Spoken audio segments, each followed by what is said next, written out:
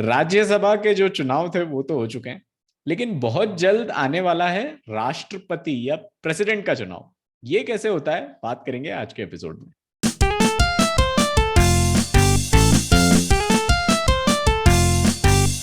एक बार एक्टर वरुण धवन का नाम इलेक्टोरल लिस्ट में मिला नहीं, और उन्होंने मीडिया को यह कह दिया कि लास्ट ईयर उन्होंने राज्यसभा इलेक्शंस के लिए वोट डाला था, लेकिन इस बार उनका नाम वोटर लिस्ट में न जाने क्यों नहीं मिला। ये slip of the tongue type की बात होती, क्योंकि राज्यसभा में आप और हम वोटिंग नहीं करते। राज्यसभा की ही तरह आप और हम प्रेसिडेंट इलेक्शन में भी वोट नहीं करते। प्रेसिडेंट एक बहुत ही प्रेस्टिजियस पोजीशन है। President head of the state होते हैं, इंडियन आर्म फोर्सेस के कमांडर इन चीफ भी होते हैं। डॉक्टर भीमराव अंबेडकर ने कॉन्स्टिट्यूशन में प्रेसिडेंट की पोजीशन के बारे में बताया था। ये ड्राफ्ट के टाइम की बात है। Under the draft constitution, the president occupies the same position as the king under the English constitution। यानी ब्रिटिश टाइम्स में जो किंग हुआ करते थे, वो पोजीशन यहां पर प्रेसिडेंट को दी गई है। He is the head of the state but not of the executive. He represents the nation but does not rule the nation। बहुत इंपॉर्टेंट लाइन है, he represents the nation but does not rule the nation। He is the symbol of the nation। His place in the administration is that of a ceremonial device on a seal by which the nation's decisions are made known। जो nation as a country एक decision लिया जा रहा है, किसी भी प्रस्ताव पर हो सकता है, जो लास्ट सिग्नेचर प्रेसिडेंट की लगती है वो। तो जो प्रेसिडेंट है, जो सिंबल ऑफ द नेशन होते हैं, उन्हें इलेक्ट कैसे किया जाता है, ये डिटेल में बताएंगे अभिषेक। आज हम बात करेंगे हमारे प्रेसिडेंट इलेक्शन की, कि इंडिया में राष्ट्रपति का चुनाव कैसे होता है। जैसे मैंने इंट्रोडक्शन में कहा कि जो भारत में राष्ट्रपति की पोस्ट है, एक सेरेमोनियल पोस्ट है, एक सिंबॉलिक पोस्ट है। कहने को सब राष्ट्रपति के नाम पे होता है, बट उनकी मर्जी से ही नहीं होता है। सिंपल भाषा में बोले तो केवल दो केस को छोड़ दें, जब राष्ट्रपति की थोड़ी भूमिका हो जाती है। वो पहला केस ये रहता है कि अगर जब लोकसभा का चुनाव हुआ उसमें किसी भी पार्टी को बहुमत नहीं मिला, तो अब ये राष्ट्रपति डिपेंड करता है कि किस पार्टी को पहले सरकार बनाने के लिए इनवाइट करते हैं। जनरली सबसे सिंगल लार्जेस्ट पार्टी होती है उसको इनवाइट करते हैं, या सिंगल लार्जेस्ट जो गठबंधन होता है उसको इनवाइट करते हैं। तो यहाँ पे थोड़ी सी राष्ट्रपति की भूमिका आती है, किसको वो इन्वाइट करे पहले, जिसको पहले इन्वाइट करें उनको बेनिफिट रहेगा। दूसरा, जो भी कानून, जो भी बिल राज्यसभा या लोकसभा से पास होते हैं, वो राष्ट्रपति की सिग्नेचर के बाद ही कानून बनते हैं। अब इसमें राष्ट्रपति के पास ये एक अधिकार है कि मनी बिल को छोड़ के, जैसे जो भी बिल होता है, दो बिल होते हैं, एक मनी बिल होता है जिसमें फाइनेंस से रिलेटेड जो बिल्स होते हैं जो वो मनी बिल कहते हैं, बाकी बिल जो नॉर्मल बिल होते हैं। मनी बिल को छोड़ के राष्ट्रपति कोई भी बिल को एक बार पुनर्विचार के लिए कैबिनेट के पास भेज सकता है। पर अगर कैबिनेट सेकेंड टाइम वापस बिल पे ऐसे राष्ट्रपति को भेज देती है, तो राष्ट्रपति को साइन करना पड़ता है। उसमें राष्ट्रपति बस ये कर सकता है कि वो टाइम ले सकता है साइन करने में किसी भी बिल को। ऐसा एक बार ज्ञानी जैल सिंह जो राष्ट्रपति से उन्होंने किया था, एक बिल पे उन्होंने काफी टाइम ले लिया था तो साइन ही नहीं कर रहे थे। तो ये दो पावर को छोड़ दे तो बाकी राष्ट्रपति पास कोई पावर नहीं होती है। सेकेंड टाइम कोई बिल जाता है तो साइन करना ही पड़ेगा, बड़ी टाइम ले, पर साइन करना ही पड़ेगा उनको उस बिल पे। अब हम आते हैं कि राष्ट्रपति की जो चुनाव है वो कैसे होते हैं, कौन इलेक्ट करता है, कौन खड़ा हो सकता है राष्ट्रपति के चुनाव में, वो हम अब तो डिटेल में समझते हैं। सबसे पहले जो अभी राष्ट्रपति के चुनाव होने वाले हैं उसकी जो इम्पोर्टेंट डेट से वो समझ रहे थे कि 15 जून को नोटिफिकेशन जारी होगा, यानी 15 जून से नामांकन फाइल होना चालू हो गए। लास्ट डेट नामांकन की है वो है 29 जून। उसके बाद 30 जून को नामांकन ये सब वेरीफाई हो गए, और 18 जुलाई को पोलिंग होगी और काउंटिंग 21 जुलाई को होगी। जो मौजूदा राष्ट्रपति है उनका जो रामनाथ कोविंद, उनका जो कार्यकाल है वो 25 जुलाई को खत्म हो रहा है और 26 जुलाई को नए राष्ट्रपति शपथ लेंगे। अब राष्ट्रपति का चुनाव कौन लड़ सकता है? अगर आपको राष्ट्रपति का चुनाव लड़ना है किसी व्यक्ति को, तो उसकी मिनिमम एज 35 साल होना चाहिए, उसके पास कोई ऑफिस ऑफ प्रॉफिट का पोस्ट नहीं होना चाहिए, वो लोकसभा इलेक्शन लड़ने के लिए क्वालिफाई हो। लोकसभा इलेक्शन लड़ने के लिए क्या क्वालिफिकेशन की रहती है? लोकसभा इलेक्शन लड़ने के लिए एज लिखती है 35, पर राष्ट्रपति केस में 35 होती है। आपको किसी भी क्रिमिनल केस में 5 साल से ज्यादा सजा नहीं हुई हो, आपको दिवालिया घोषित नहीं किया गया हो और आप मानसिक रूप से स्वस्थ हो, तो आप लोकसभा के चुनाव लड़ सकते हैं। वही कंडीशन राष्ट्रपति चुनाव में लगती है। उसके बाद आप एक वोटर लिस्ट में आपका नाम होना चाहिए, वोटर आईडी आपके पास होना चाहिए। और जब नॉमिनेशन पेपर फाइल करते हैं तो उसमें जो 50 एलिजिबल वोटर्स है जो वोट करते हैं राष्ट्रपति चुनाव में, उनके साइन लगते हैं नॉमिनेशन फाइल में। अगर ये सब आप रिक्वायरमेंट फुलफिल करते हो तो राष्ट्रपति का चुनाव लड़ सकते हैं। अब राष्ट्रपति चुनता कौन है? हमारे देश में राष्ट्रपति का चुनाव सीधे ना होकर इनडायरेक्ट इलेक्शन होता है।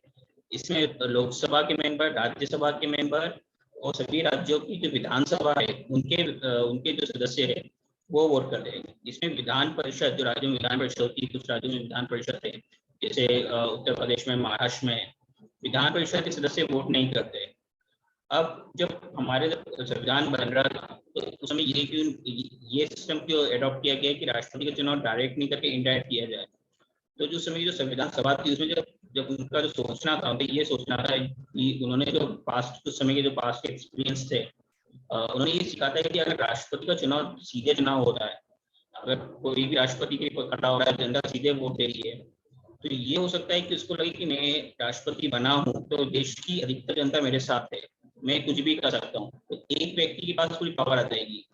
हमने पास में भी देखा है, हम रिसेंट टाइम में भी देखा है, कई बार ऐसे हुए कि कई जो राष्ट्रपति के चुनाव जनता के द्वारा होते राष्ट्रपति बनते हैं, तो वो अपने आप को एक व्यक्ति अपने आप को सुप्रीम लीडर समझने लगता है। वो अपने हिसाब से संविधान में बदलाव कर लेता है, कई सालों तक राष्ट्रपति रहता है, अपने हिसाब से ही सब सरकार चलाता है। तो कितनी बार अगर इलेक्शन हारने के बाद भी वो अपने पोस्ट से नहीं हटते। तो इसलिए जो हमारे संविधान निर्माता थे उन्होंने सोचा कि राष्ट्रपति का जो चुनाव है वो सीधे नहीं होकर इनडायरेक्ट हो, क्योंकि और उन्होंने पार्लियामेंट जो लोकतंत्र होता है उसको अपनाया। यानी सांसद चुनेंगे, सांसदों में से एक प्रधानमंत्री बनेगा और उनकी प्रधानमंत्री उनकी मंत्रिपरिषद देश को चलाएगी। और राष्ट्रपति का चुनाव इनडायरेक्टली होगा, जिसमें लोकसभा, राज्यसभा के सदस्य और राज्यों की विधानसभा के सदस्य वोटिंग करके चुनेंगे। अब इसमें जो वोटिंग होती है, इसमें हर एक वोट की वैल्यू होती है। जो सांसद है उनके वोट की वैल्यू अलग होगी, जो विधानसभा है, अलग अलग राज्यों की विधानसभा है, उनके जो विधायक हैं उनकी वोट की वैल्यू अलग अलग होगी। हम वो आगे समझे कि वोट की वैल्यू कैसे डिसाइड होती है। अब वोटिंग कैसे होती है? वोटिंग सीक्रेट बैलेट के थ्रू होती है। एक स्पेशल पेन रहता है, उस पर आपको टिक लगाना पड़ता है, आपको प्रायोरिटाइज करना पड़ता है। जैसे कि हमने अभी जब एक लास्ट एपिसोड किया था विधानसभा राज्यसभा के इलेक्शन पे, उसमें हमने आपको बताया था कि आपको प्रायोरिटी देना पड़ती है, प्रेफरेंस देना पड़ता है कि आपके फर्स्ट चॉइस ऑफ प्रेफरेंस कौन से कैंडिडेट है, सेकंड कौन से, थर्ड कौन से, फोर्थ कौन से, जितने भी कैंडिडेट है आपको प्रेफरेंस देना पड़ती है। उसी तरह से प्रेसिडेंट इलेक्शन में जितने कैंडिडेट्स खड़े होते हैं उसमें आपको प्रेफरेंस देना पड़ती है कि मेरा फर्स्ट प्रेफरेंस ये है, सेकंड प्रेफरेंस ये है, थर्ड प्रेफरेंस ये है। अगर आप राष्ट्रपति के चुनाव में किसी भी उम्मीदवार को अगर जीतना है तो 50% से ज्यादा वोट मिलना चाहिए इलेक्टोरल कॉलेज के। अगर 50% से ज्यादा वोट नहीं मिलते तो सेकंड प्रेफरेंस काउंट की जाती है। अभी देखें तो मौजूदा जो अभी जो लोकसभा और राज्यसभा के एमपीज देखे तो उनकी जो मौजूदा संख्या है वो है 776। और जो सभी राज्यों के हम एमएलए जोड़े, विधायक को जोड़े, तो वो होते 4033। यानी टोटल जो मेंबर्स वोट करेंगे राष्ट्रपति के चुनाव में वो होते 4809। इसमें अब इनकी वैल्यू कितनी होती है? इन 4809 जो मेंबर्स वोट करते हैं उनकी वोट की वैल्यू होती है 10,86,431। एमपीज के वोट की, यानी जो 776 एमपीज है उनकी वोट की वैल्यू है 5,43,200। जो एमएलए है उनकी वोट की वैल्यू है 5,43,231। अब ये वैल्यू आई कहाँ से? तो इसके लिए डिपेंड करता है कि उस राज्य की जनसंख्या कितनी, नंबर ऑफ एमएलए उस स्टेट के असेंबली में कितने हैं। यहाँ पे आपको एक एग्जांपल दिख रहा है, हमने यूपी का इलेक्शन दिया है, यूपी का एक एग्जांपल एकदम समझाते हैं। तो सबसे पहले क्या किया जाता है, किसी भी राज्य की जनसंख्या को वहाँ की विधायक संख्या से भाग दिया जाता है, डिवाइड किया जाता है। वो जो नंबर आता है उसको 1000 से डिवाइड किया जाता है। वो जो वैल्यू आती है वो उस राज्य के एक विधायक के वोट की वैल्यू होती है। अब यूपी का हम जैसे एग्जाम्पल लिया है, तो इसमें जो जनसंख्या का बेस ईयर लिया गया है वो लिया गया 1971। ये 2026 तक यही ईयर रहेगा, यानी जो 1971 में भारत की के राज्यों की जनसंख्या थी उसको आधार बनाया गया है। 2026 में देखा जाएगा कि इसको अब कैसे बदला जाए, किस साल को बेस ईयर लिया जाए। जैसे हर 10 साल में हमारे जनगणना होती है, 1971 में हुई थी, फिर 81 में, फिर 91 में। तो ये 2026 में डिसाइड किया जाएगा कि किस अब अगला बेस ईयर किसको लिया जाए। अभी जो बेस ईयर है वो है 1971। अब 1971 में जब जो उत्तर प्रदेश की जनसंख्या थी वो थी 8,38,49,905। ये पूरे उत्तर प्रदेश की 1971 में जनसंख्या थी। उसके बाद वहां पे देखें तो नंबर ऑफ जो एमएलए से विधायक है उत्तर प्रदेश में वो 403। अब यूपी की जनसंख्या को 403 से डिवाइड किया तो वो नंबर आया 208,064।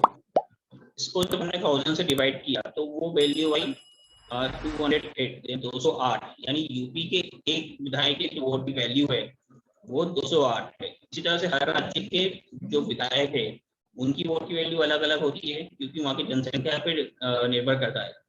यूपी की जनसंख्या सबसे ज्यादा है तो वहाँ के विधायक की वैल्यू सबसे ज्यादा है, एक वोट की 208। सिक्किम की जो विधायक है उनकी वैल्यू सबसे कम है, वो है 7। इसी तरह से वोट की वैल्यू डिसाइड होती है एमएलए की।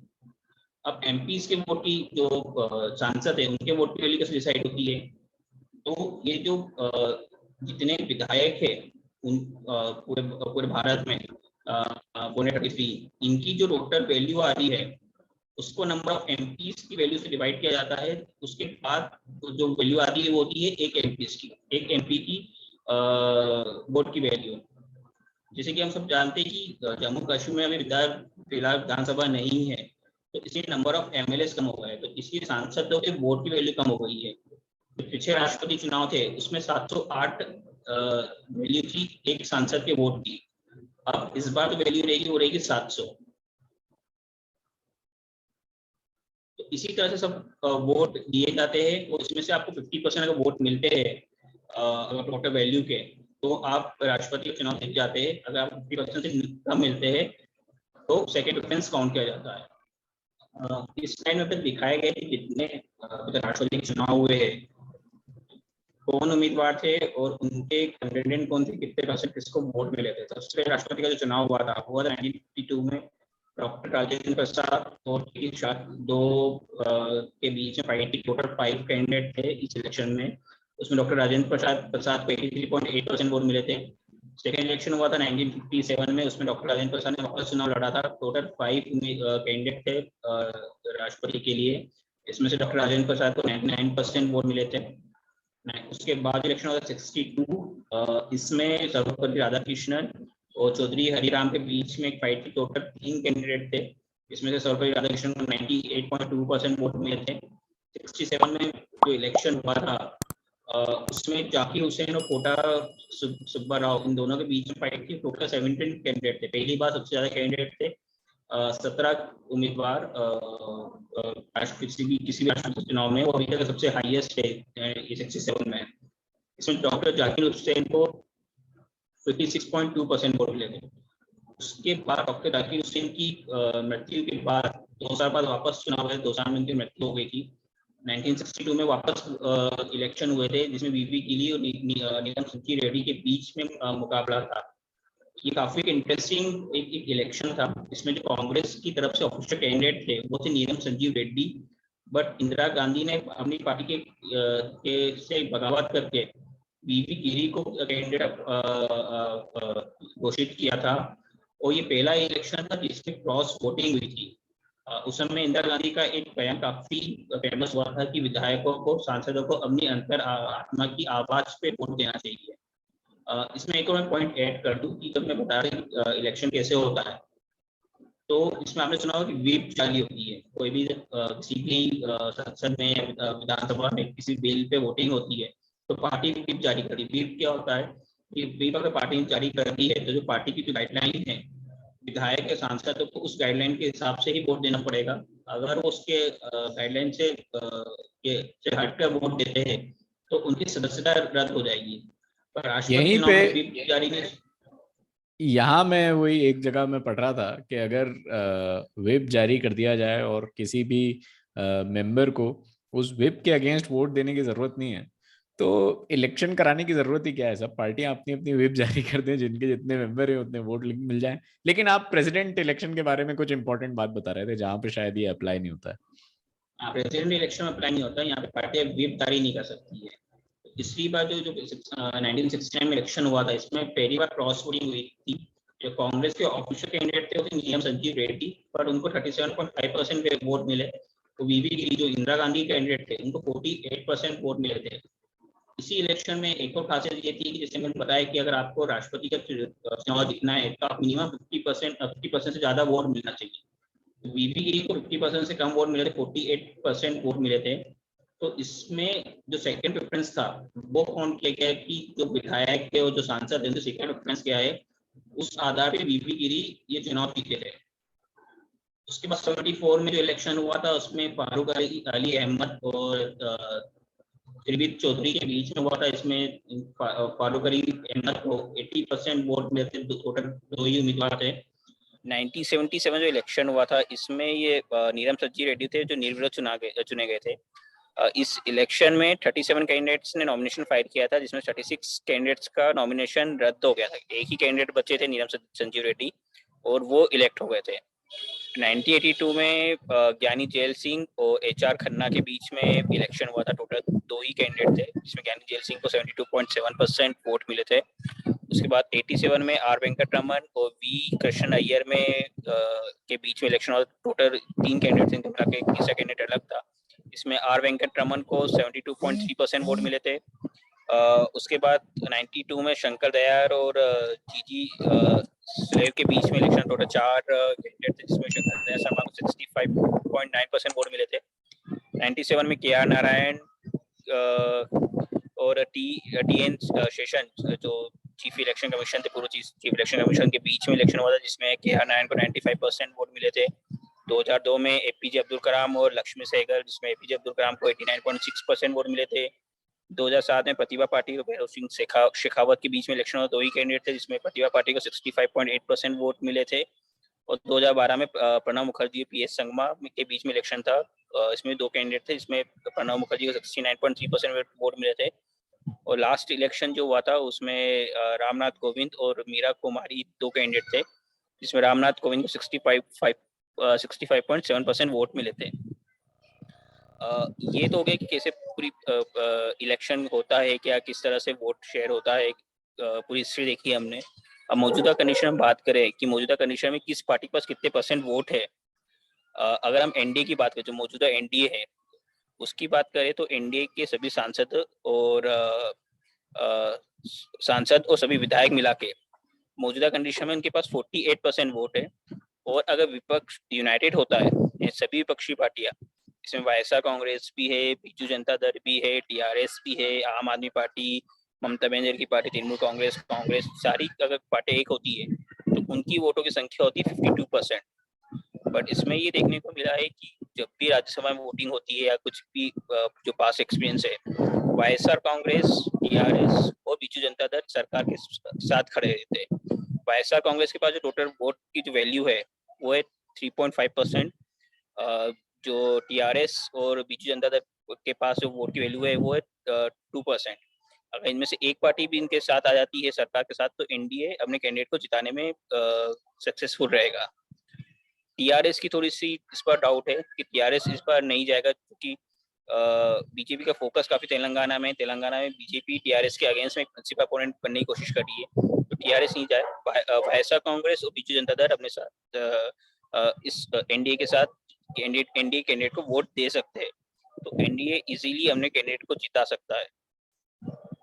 अब स्पेकुलेशंस की बात कर लेते हैं कि कौन राष्ट्रपति उम्मीदवार हो सकता है।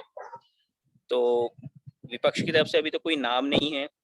क्या विपक्ष एक कॉमन कैंडिडेट, सभी विपक्षी पार्टियों से मैंने बताया कि भी विपक्ष के में जो है, जो NDA में नहीं है पार्टी, उनकी वोट संख्या देखिए 52% है। तो क्या विपक्ष एक ऐसे उम्मीदवार के नाम पे राजी होगा जिसपे सभी पार्टियां वोट करे, अगर वो ऐसा होता है तो वो अपने कैंडिडेट को जिता पाएंगे और सरकार के काफी बड़ा एक सेटबैक होगा, एक जो बोलते हैं साइकोलॉजिकल एक सेटबैक होगा, सेंटीमेंट के लिहाज से काफी बड़ा सेटबैक होगा अगर विपक्षी सारी पार्टियां एक हो जाती है, वजह संभावना काफी कम है। एनडीए की तरफ से बात करें, बीजेपी की तरफ से बात करें, कौन कैंडिडेट हो सकता है, कई नामों की चर्चा चल रही है इसमें, बट फाइनली नरेंद्र मोदी और अमित शाह ही डिसाइड करेंगे कौन हो सकता है। जो चर्चाओं की जो 2-3 ऑप्शन हो के नाम आ रहे हैं उनके बारे में बात कर सकते हैं। एक नाम चल रहा है कि बीजेपी का अगला जो टारगेट है वो है साउथ में। जो भी पार्टी कैंडिडेट डिक्लेयर करती है वो एक सिंबॉलिक एक मैसेज भी देना चाहती है जो उनको वोटर्स रहते हैं, क्योंकि उनका जो टारगेट रहता है विधानसभा चुनाव लोकसभा चुनाव में रहता है, तो क्या मैसेज देना चाहते हैं अपने वोटर को, उस हिसाब से कैंडिडेट डिसाइड करते हैं। तो बीजेपी का जो अगला टारगेट है साउथ इंडिया में, अभी साउथ इंडिया में बीजेपी की कोई प्रेजेंस नहीं है। आप कर्नाटका छोड़ते पर कर्नाटका में भी इतनी मजबूत नहीं है। इस लास्ट इलेक्शन में तो वो उनको तो मेजोरिटी नहीं मिली थी, पर बाद में जेडीएस और कांग्रेस के विधायकों को तोड़ के वो सरकार बनाने में कामयाब रहे थे। तो साउथ में अपनी बीजेपी प्रेजेंस अपनी बढ़ाना चाहती है। जब सरकार के 8 साल हुए थे तो प्राइम मिनिस्टर ने अपनी रैली हैदराबाद में की थी, तो इससे दिखता है कि बीजेपी का फोकस साउथ में है। तो हो सकता है कि साउथ इंडिया से कैंडिडेट हो। दूसरा नाम चल रहा है कोई ट्राइबल कैंडिडेट हो सकता है, एसटी समुदाय से कोई कैंडिडेट हो सकता है, क्योंकि अभी तक जितने भारत के राष्ट्रपति बने हैं उसमें से कोई भी एक ट्राइबल कैंडिडेट नहीं बना है, आदिवासी समुदाय से नहीं बनाया हुआ है। और जब अगले इलेक्शन होने वाले हैं, छत्तीसगढ़ हुआ, मध्य प्रदेश हुआ, गुजरात हुआ, राजस्थान हुआ, यहाँ पे जो ट्राइबल वोटर्स है इनकी पॉपुलेशन काफी ज्यादा है, तो ये मैसेजिंग देने की कोशिश कर सकती बीजेपी के ट्राइबल कैंडिडेट को खड़ा करके। तीसरा नाम एक आ रहा है, किसी ओबीसी महिला को भी खड़ा किया जा सकता है कि कोई ओबीसी महिला है, क्योंकि ओबीसी एक काफी बड़ा वोट बैंक, जो महिला भी एक काफी महिला वोटर भी काफी बड़ा वोट बैंक है बीजेपी के लिए, तो हो सकता है कि एक ओबीसी महिला को वोट दिया जा सके। ठीक प्रोबेबिलिटी जो चल रही है वो चल रहा था, जो कर्नाटका के मौजूदा राज्यपाल है थावरचंद गहलोत, उनका एक नाम चल रहा है, वो एक एससी कम्युनिटी से आते हैं। हो सकता है बीजेपी अभी रामनाथ गोविंद थे वो भी एससी कम्युनिटी से आते थे, हो सकता है कि बीजेपी एक और एससी कम्युनिटी के कैंडिडेट को चांस दे। कुछ दिन पहले प्राइम मिनिस्टर के साथ थावरचंद गहलोत की मीटिंग भी हुई थी, उसका एजेंडा क्या था तो वो डिक्लेयर नहीं हुआ था। थावरचंद गहलोत मध्य प्रदेश से आते हैं, अभी कर्नाटका के राज्यपाल है, तो हो सकता है एक नाम उनका भी नाम चल रहा है। पर अब डिसाइड होगा 15 तारीख के बाद, आपको पता पड़ेगा कि एनडीए का कैंडिडेट कौन होगा, विपक्ष का कैंडिडेट कौन होता है, कौन सी पार्टी किस तरफ जाती है। अगर साउथ का कैंडिडेट देते हैं अगर बीजेपी, तो उसमें के एक प्लस पॉइंट ये है कि जो साउथ की पार्टियां है जैसे टीआरएस हो गई, डीएमके हो गई, तो उनके ही किसी एक साउथ के कैंडिडेट का अपोज करना काफी मुश्किल हो जाएगा। क्योंकि ऐसे ही पहले 2007 के इलेक्शन हुआ था जब प्रतिभा पाटिल को कांग्रेस ने कैंडिडेट बनाया था, उस समय शिवसेना एनडीए में थी, पर प्रतिभा पाटिल महाराष्ट्र से थी, तो शिवसेना ने एनडीए के अगेंस्ट में जाकर प्रतिभा पाटिल को वोट दिया था। तो अगर साउथ से कोई कैंडिडेट होता है तो साउथ की पार्टी बीजेपी के लिए इजी रहेगा कि साउथ की पार्टी को अपने साथ जोड़ के अपने कैंडिडेट को जिताने के लिए। तो काफी गणित इसमें भी लगाया जाता है देखा जाए तो प्रेसिडेंट इलेक्शन में। ऑल्दो आप और हम इसमें वोट नहीं करते, लेकिन आप और हम इसको फॉलो तो कर ही सकते हैं, ऐसे समझ तो सकते ही हैं। इस बार के कॉन कॉल में इतना ही, अगली बार फिर मिलेंगे, तब तक के लिए टेक केयर।